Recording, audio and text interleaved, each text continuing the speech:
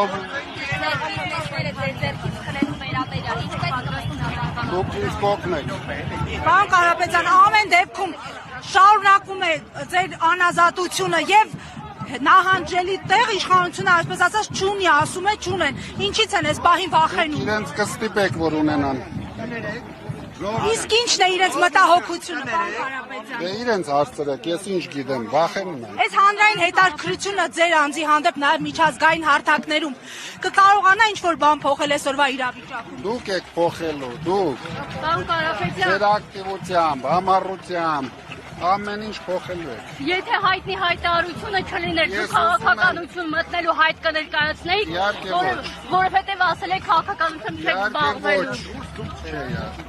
Այսինքն այդ հայտարարությունը ստիպեց Այս քաղաքականություն։ անարտարությունները ստիպեցին։ Պարոն Կարապետյան, իսկ իշխանության գալու պարագայում գործող իշխանության հանդեպ ինչպիսի վերաբերմունք է լինելու։ Մի հատ քնեմ այսօր զարթնեմ, որոշեմ։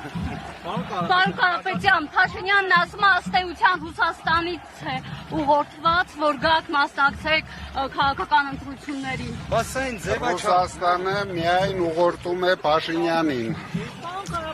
Ինձ ուղղորդում է հայ ժողովուրդը։ Պարոն Կարապետյան, Փաշինյանը այսօր շուրջ հանգել է հավանել ձեր Քոչյանի եւ Բրետենի ձայն տպավորներին, հիմնվելով երևի ձայնագրությունների վրա։ Այսպիսի հայտարարություն է բան արձագանքել։ Ես ինչ արձագանքեմ, դուք պետք է արձագանքեք։ Կարապետյան, երբեք հրապարակային հրավիրելու մեզ ձեզ հետ խոսելու։ Մի երկու օր։ Ասում են, որ արդեն սկսել են ձեզ բոմժ դարձնելու գործընթացը։ Պարոն Կարապետյան, ասում են սկսել են ձեզ բոմժ դարձնելու գործընթացը իշխանությունները։ Ժորժան, տենց անլուրջ մարդկանց հայտարարություններին մի արձագանքեք։ Կներեք ժողովուրդը։